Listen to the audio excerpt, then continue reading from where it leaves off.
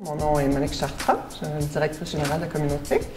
Communautique, c'est un organisme communautaire qui est né avec l'arrivée de l'Internet comme un outil potentiel de développement économique et social et communautaire et aussi un grand potentiel au niveau de l'éducation. On s'est donné comme mission de donner accès au plus grand nombre aux technologies.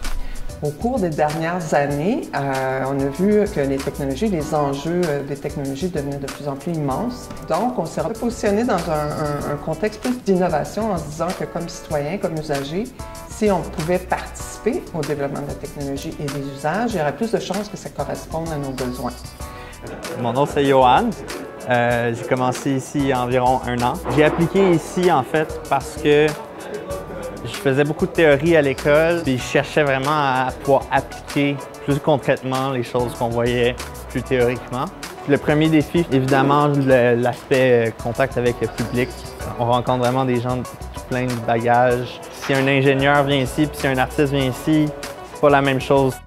Il y a environ 4 ans, on a connu les Fab Labs, qui est un concept issu d'un cours du MIT pour fabriquer à peu près n'importe quoi avec des équipements de prototypage rapide, donc des machines-outils à commande numérique qui sont disponibles pour le grand public. Aujourd'hui, on utilise la découpe laser et tout ce qui est système électronique, fer à souder, multimètre, outils de diagnostic pour l'électronique, imprimante 3D, fraiseuse numérique qui permet de couper, graver du bois. Faire des circuits électroniques, on fait aussi du moulage. On a développé un partenariat avec l'ETS en déménageant au carrefour d'innovation INGO du quartier d'innovation.